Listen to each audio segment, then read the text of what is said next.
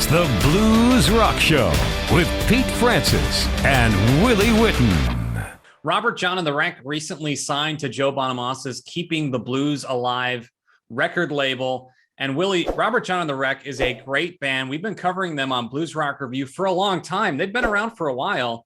Yep. This is a band that's been around for over a decade now. And they've made Blues Rock Review's top 20 albums of the year list multiple times. Super talented. Here in the United States, though, still not a household name by any means. They're gaining some more traction over in Europe, but here in the United States, still not a lot of people really know about them. Do you think this will be the big break that this band really deserves and needs?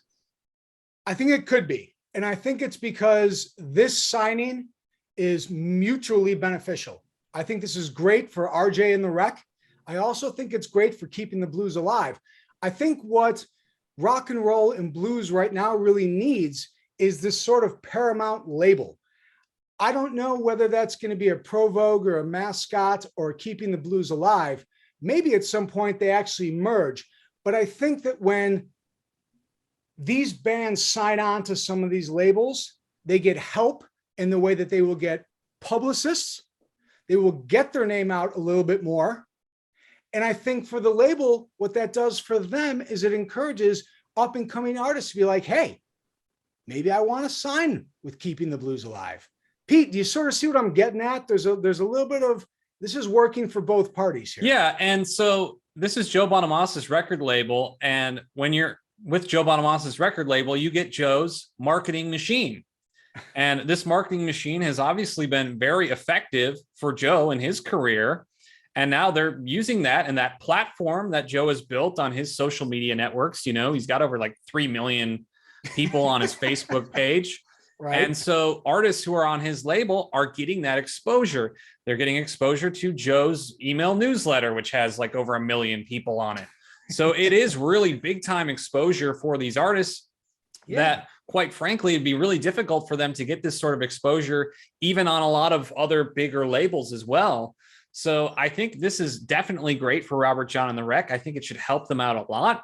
You look at some of the other artists that have signed to Keeping the Blues Alive Records, and you've seen the success that they've had. Joanna Connor, her first #1 Billboard Blues album. Eric Gales, his first #1 Billboard Blues album. You know, Joanne Shaw Taylor, Larry McCray got up to #2. Larry McCray hadn't put out an album in 7 years. So, you know, you can see the effect that it's had for these artists and the lift that it's given these artists. And Robert Jon and the Wreck, like I mentioned, they've been getting some nice attention over in the UK and Europe, but here in the United States, a lot of people still don't know who they are, and they deserve a lot more attention. And I think signing with Keeping the Blues Alive Records can really help them build up their base here in the United States as well. And I think that's something that they really need. This is a band that writes great songs, but they're also very accessible. So they do the blues rock thing, but they're very radio friendly as well. Yes. And so it's really just a matter of them getting heard. And I think if more people hear them, they're going to be very, very successful, because I've said this before, I think they're one of the best blues rock bands out there today. I think they're one of the best bands, bar none. We don't even need to put them, Pete, into blues rock. Like, I can't tell you, and obviously I love the entire album, but I think I've listened to the song Brother, and I'm not making this up, Pete. I think I've listened to it over 200 times. Like, I just listen to it nonstop because, like you said, the writing is so good. And I think the other thing with Keeping the Blues Alive in the Joe Bonamassa machine is more than just a machine. I think that that team has a very good eye for quality talent. Pete, would you agree with that? I think. Well, yeah, absolutely. And they've been kind of carving a niche by picking up those, I would say, like under the radar artists that are phenomenal talents, but they haven't necessarily received the exposure that they probably deserve. Right. And so, and that's really kind of the impetus, I think, behind this label, is they're picking up a lot of these artists that are insanely talented, but just have not been getting the exposure that they really deserve.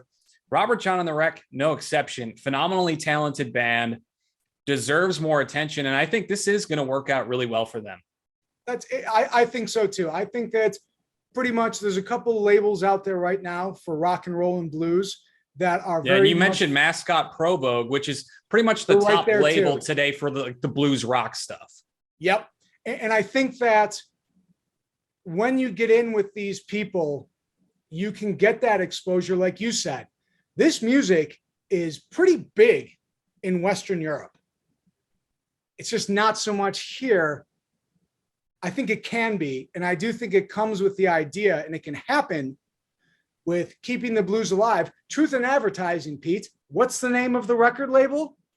Keeping the Blues Alive. Right.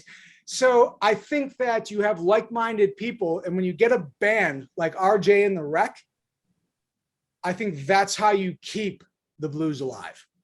Yeah, and just to clarify, Eric Gale still is on Mascot Pro Vogue, but that album was produced by Joe Bonamassa, Josh Smith, and so he also had that kind of push behind it.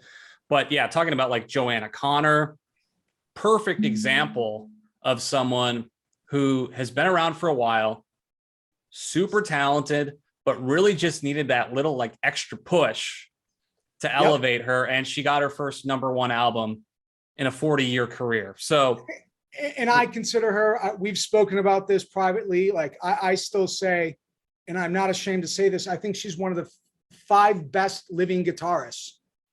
But who the heck had heard of her before she got that bump, like you're saying? Yeah. So what do you guys think? Is this going to be Robert Jon and the Wreck's big break? Let us know in the comments below.